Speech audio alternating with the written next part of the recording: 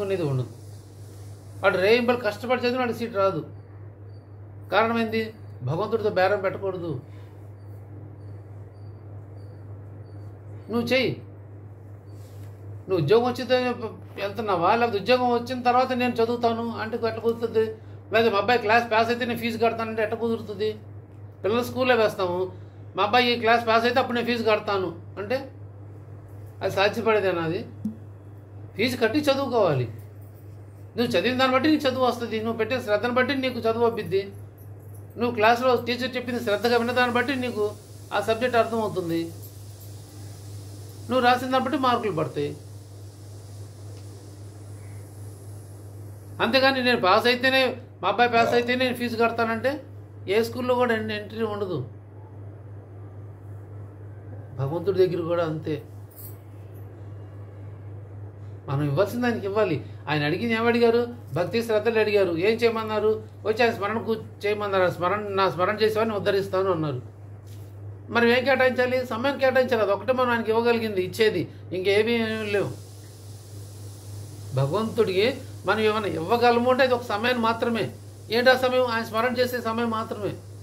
అది ఏ రకంగా చేస్తాం అనేది మన మీద ఆధారపడింది. అది కూడా మళ్ళీ నామస్మరణ చేస్తామా, సంకీర్తనలు పాడతామా, లేకపోతే పారాయణాలు చేస్తామా, సత్యతని అధ్యయనం చేస్తామా, సత్సంగాలు వచ్చి కూర్చుంటామా, సత్కథా శ్రవణం చేస్తామా, ఏదైనా మన మీద ఉంది ఆధారపడి.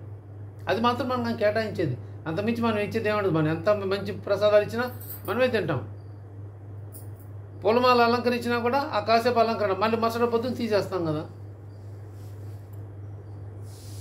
మరి తీసేసుకున్నది ఆయనకి సమర్పించిన ఎట్లా అవుతుంది? మనం ఏమిచ్చినా ఆయన సమర్పణ ఇస్తున్నాం, సమర్పించి మళ్ళీ తీసేసుకుంటున్నాం కదా. మళ్ళీ మనం సమర్పణ ఒకసారి ఇచ్చిన తర్వాత మళ్ళీ వెనక్కి తీసుకోకూడదు. ఇది సమర్పణ అంటే. సమర్పణ భావం అంటే దానగుణం లాంటిది. దానం ఇచ్చిన తర్వాత మళ్ళీ వెనక్కి తీసుకోకూడదు. ఇది మీకు ఇచ్చాను, ఇచ్చిన తర్వాత ఇది నాది కాదు, మీరు ఏమైనా చేసుకోండి, మీకు చెందింది అని ఇవ్వడమే దానం అనేది. సమర్పణ అనేది ఎట్లా ఉంటుంది అంటే అది కంటికి కనిపించదు. ఒక భావంతో మనం వాళ్ళకి ఇస్తాం. దాని నుండి ఇప్పుడు ఏదో వస్తువు లేదా పదార్థమో లేదా ఇంకేదో దానం చేస్తాం అనుకోండి. ఇదిగో నేను ఇస్తున్నాను, పలానా పుచ్చుకుంటున్నారు. ఈ దానం దగ్గర స్వార్థం ఉండదు. మళ్ళీ అది పుచ్చుకున్న అతను తిరిగి ఇవ్వడనే భావంతోనే ఇస్తాం, తీసుకోకూడదనే భావంతోనే ఇస్తాం కదా. ఇప్పుడు ఎవరికైనా దానం చేసామనుకోండి, మనం ఏ భావంతో ఇస్తాం? అది తీసుకొని మళ్ళీ మనకి ఇవ్వాలని కోరుకుంటామా? కోరుకోం. మన దగ్గర నా రూపాయో 10 రూపాయలు అది ఏదో మనం ఏదో ఇవ్వగలుగుతామో అది ఇస్తాం, మళ్ళీ కోరుకోం. అది దానం. అడిగితే ఇచ్చేది దానం. ఇక్కడ సమర్పణ అడగకుండానే ఇస్తున్నాం. మనం సమర్పించేది మనం అడగకుండా ఇచ్చేది. ఇప్పుడు మనం బాబా గారి ప్రసాద నివేదనలు పెట్టాం. ఆయన అడిగితే పెట్టామా? లేదు. అడగకుండా మనం ఇష్టపూర్వకంగా పెట్టుకున్నాం. బాబా గారు నివేదించాలి అని, ఆయన స్వీకరిస్తారని భావంతో పెట్టాం. ఇది సమర్పణ. పూలమాలను అలంకరించి చూస్తున్నాం, మురిపంగా చూసుకుంటాం. భక్తుల మురిపాన్ని బాబా గారు తీస్తారు, ఆయనకి ఏం అవసరం లేదు. అదే మళ్ళీ 40వ అధ్యాయంలో చెప్పింది సోమదేవ స్వామి. ఆయనకి అలంకరణలు అవసరమా? రథాలు, గుర్రాలు, ఆ మసీద్ మీద జెండాలు అవసరమా? ఒక సాధుకుండే లక్షణాలేనా ఇవి అంటారు. ఆయనకి ఇంత లొకేషన్ ఉంటే అలాంటి సాధువు నేను దర్శించుకునేది ఏంటని చెప్పి వెనక్కి వెళ్ళిపోతాను అంటాడు సోమదేవ స్వామి. అంటే అప్పుడు భక్తులు చెప్తారు, అయ్యా అవన్నీ బాబా గారికి ఏమీ అవసరం లేదు, బాబా గారు వాటిని ఏమీ కోరుకోలేదు. భక్తులే వాళ్ళ ముచ్చట తీర్చుకోవడం కోసమే అవి తెచ్చిపెట్టారు, అంతవరకే. వాటి పట్ల బాబా గారికి ఎటువంటి ఆపేక్ష కానీ, ప్రేమ కానీ, బంధం కానీ, సంబంధం కానీ లేదు అని తేల్చి చెప్తారు ప్రజలు. అప్పుడు ఆలోచిస్తాడు, ఇంత దూరం వచ్చావు, నువ్వు అనవసరంగా వెనక్కి వెళ్ళి తర్వాత బాధపడద్దు, వచ్చాక దర్శనం చేసుకో, ఒక్క క్షణం కూడా ఉండొద్దు, వెళ్ళిపో అన్నారు. షిరిడీలోకి వచ్చేసాడు దగ్గరికి, ఒక్క క్షణం కూడా ఇంక ఉండొద్దు, దర్శనం చేసుకుని వెళ్ళిపో అన్నారు. అప్పుడు ఆయన ఆలోచించాడు, ఇది విఘ్నత అంటే. నిజమే కదా, వీడు చెప్పింది కూడా. ఒక్కసారి వచ్చి దర్శనం చేసుకుంటే పోయిందే ఉంది, తర్వాత నేను పశ్చాత్తాపడకూడదు కదా, ఇది విఘ్నత. అది ఆస్పృహణ బాబా గారు ఇచ్చింది.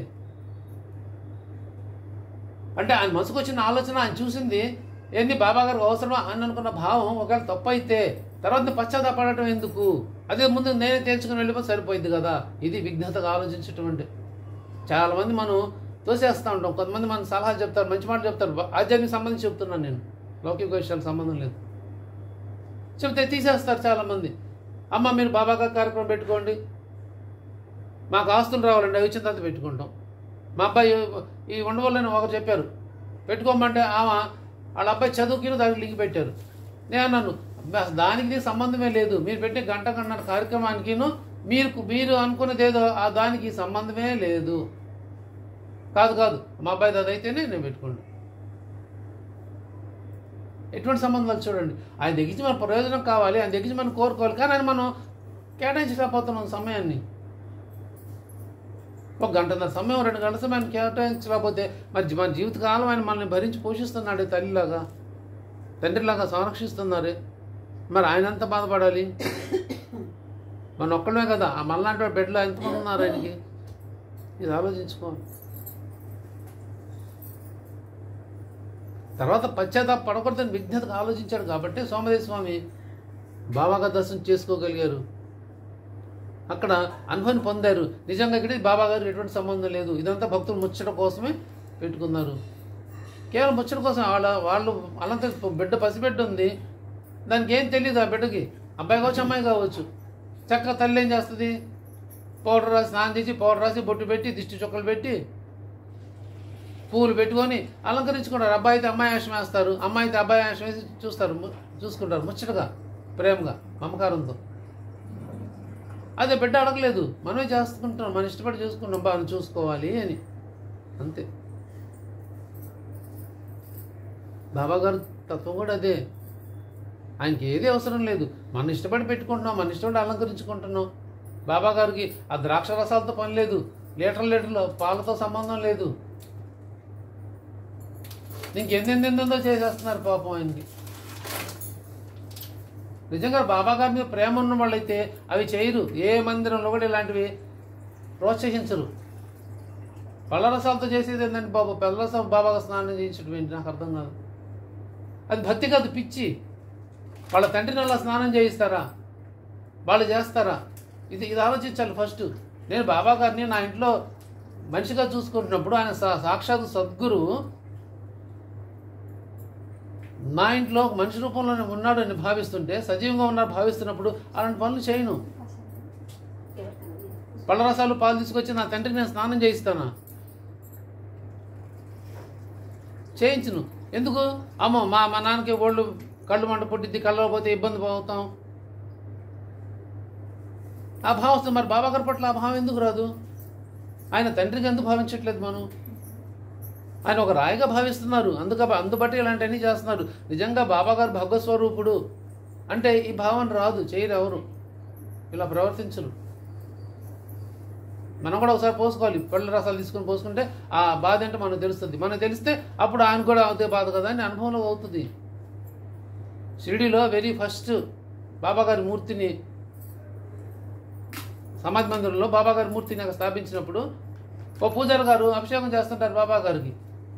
చేస్తున్నప్పుడు ఆ బింది జారి బాబా గారి కాళ్ళ మీద పడుతుంది.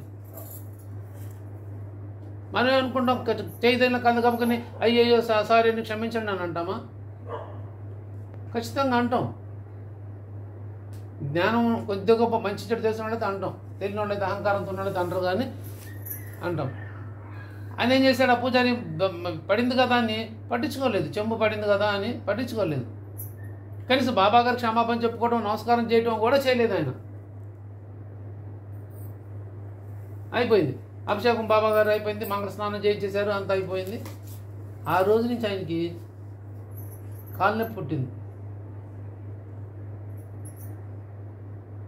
కాళ్ళనొప్పి పుట్టి ఆయన చాలా మందులు వాడాడు, తగ్గలేదు.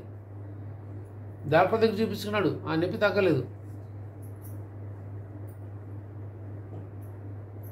చూడండి, కొద్ది రోజులు బాధను అనుభవించాడు ఆయన, తగ్గలేదు. చివరికి ఏ మందులు వాడినా తగ్గట్లేదు, బాబా నన్ను తగ్గించండి అని అప్పుడు బాబాని ప్రార్థించాడు ఆయన. బాబా గారిని ప్రార్థిస్తే అప్పుడు బాబా గారు స్వప్న దర్శనం ఇచ్చి, నొప్పి నీకు ఇప్పుడు తెలుస్తుందా? నీ కాళ్ళ మీద నీ కాలు నొప్పి వస్తే నీకు నొప్పి తెలుస్తుందా? మరి నా కాళ్ళ మీద చెమ్ము పడితే మరి నాకు నొప్పి పుట్టలేదా అని బాబా గారు ప్రశ్నించడం జరిగింది. సజీవంగా వాస్తవంగా జరిగిన అనుభవం ఇది. నా కాళ్ళ మీద పడితే నాకు నొప్పి కాలేదా? మరి నీకు నొప్పి వస్తే నీ నొప్పి నాకు నొప్పి లేదా అన్నారు. అప్పుడు అతను ఇరుకులోకి వచ్చి క్షమాపణ కోరుకుంటాడు బాబా గారిని. వచ్చి బాబా గారి పాదాలు పట్టుకు క్షమించండి బాబా, నేను పొరపాటు ఏంటంటే అప్పుడు అతనికి ఆ నొప్పి తగ్గుతుంది ఆ పూజారి గారికి. మరి ఇప్పుడు ఆయన ఉన్నాడో లేదో తెలియదు, కానీ జరిగిందైతే వాస్తవం. అంటే ఇప్పుడు దాని భావం ఏంటి? నేను సజీవంగా మూర్తిగా నేను మీరు చూస్తున్నాను రా, మీ అందరినీ నేను గమనిస్తున్నాను, ఉన్నాను నేను అని చెప్పడం. అందుకే బాబాగారు వేరు కాదు, బాబా చిత్రపటం వేరు కాదు, బాబాగారు మూర్తి వేరు కాదు, బాబాగారు వేరు కాదు, సచ్చరిత వేరు కాదు, బాబాగారు వేరు కాదు. మనం గౌరవించాలి. మనం సజీవంగా మన తల్లిని తండ్రిని ఎలా చూసుకుంటున్నామో ఆ దయగల తల్లిని కూడా మనం అలానే చూసుకోవాలి, అంత ప్రేమతో చూసుకోవాలి.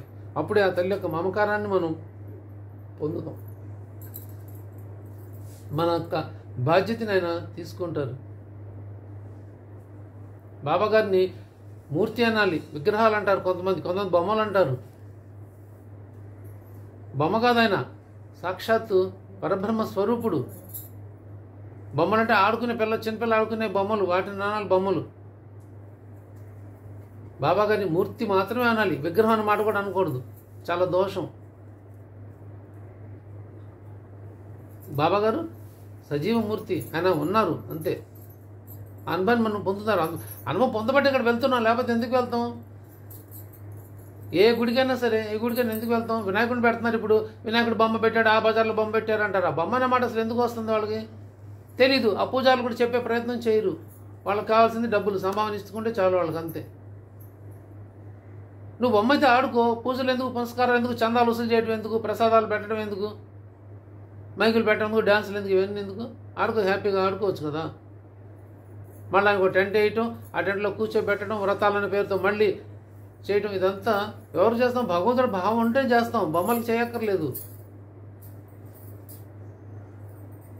కాబట్టి ఆ వినాయకుడు కూర్చోబెట్టిన భగవంతుడు స్వరూపంగా భావిస్తున్నాం కాబట్టి భగవంతుడిగానే చూడాలి, కాబట్టి పూజ చేస్తున్నాం మనం. ఇది తెలియపరచాలి మనం. ఎవరైనా అలా చెప్పినా కూడా బొమ్మ అనకూడదమ్మా, మూర్తి అనాలి అని చెప్పాలి. వినాయకుడు మూర్తి, ఆయన కూర్చో ఉన్నాడు వచ్చి. మళ్ళీ ఆయన ఎట్లా తీసుకెళ్ళి మురికాల్లో కలుపుతుంటారు. ఎంత మహాపాపం! అజ్ఞానం, ఇంతకు మించిన అజ్ఞానం ఏం లేదు. దీనికి చప్పట్లు, బ్యాండ్ మేళాలు, పోటీలు ఏంటో.